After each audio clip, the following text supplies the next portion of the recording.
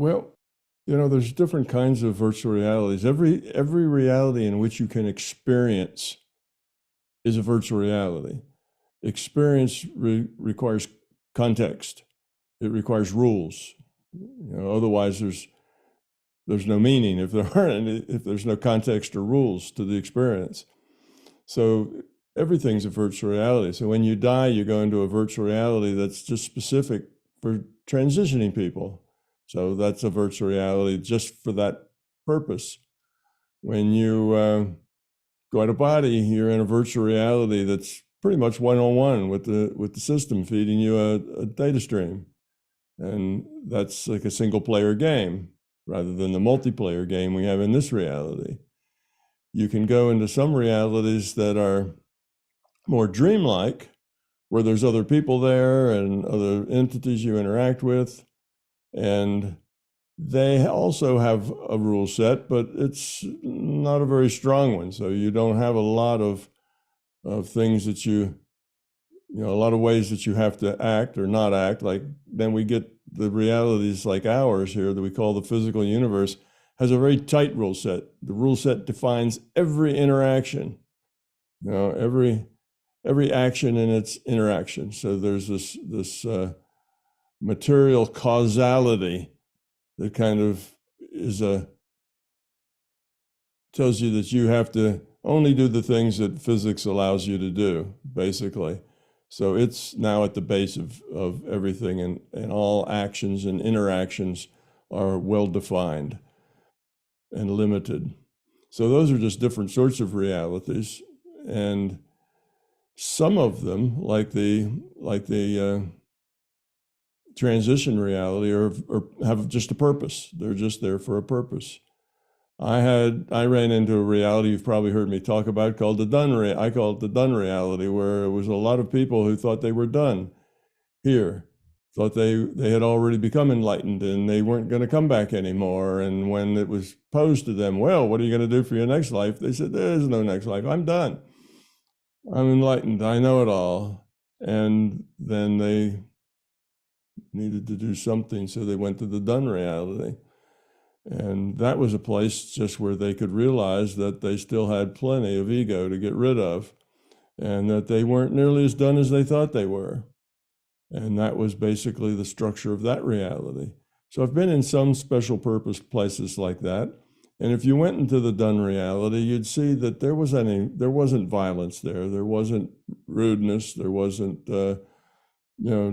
people trying to dominate other people. It wasn't like that at all. It was, for the most part, everybody being very polite and considerate of everybody else. But eventually, if you don't work on having low entropy, entropy just rises all by itself. So you go to the done reality, and pretty soon you start backsliding, and now this group of people, well, they're more done than that group of people, and you start to see ego and beliefs and other junk starts to slip in along the edges. So there was that reality. So I've been in several of all those kinds of realities, several of them that were like our physical universe. They were just another universe, and the people in there thought they were physical and they had a tight rule set.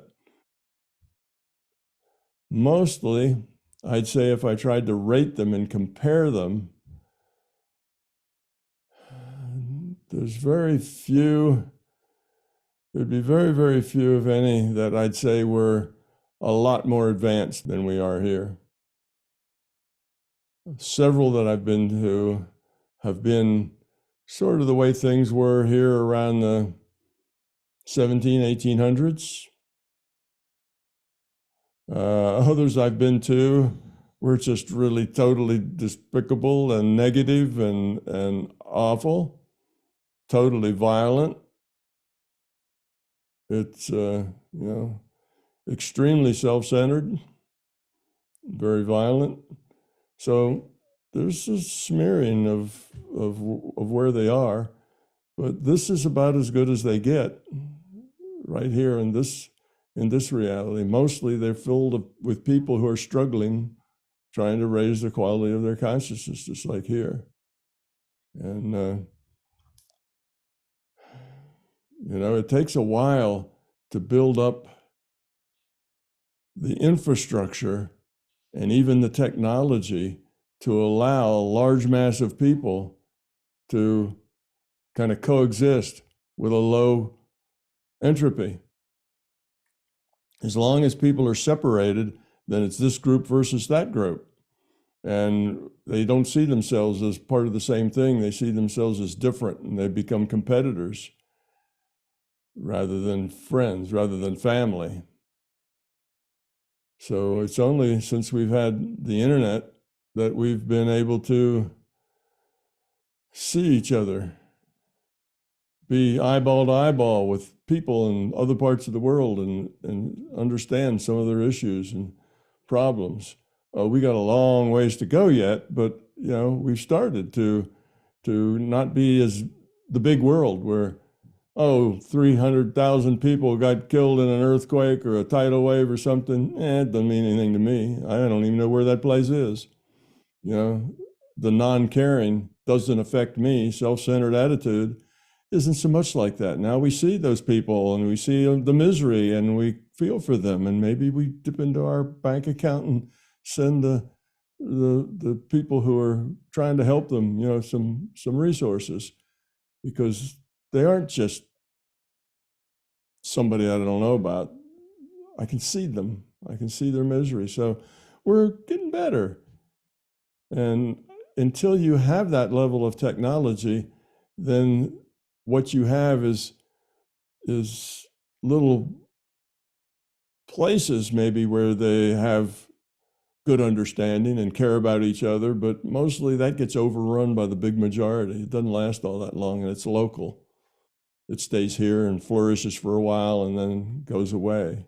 Sort of like republics that Greece had 500 BC, and they started out very egalitarian and ended up in dictatorship. And Rome had the same problem, right? It started very egalitarian and everybody did their share of the work and we all got benefit from it and ended up an empire.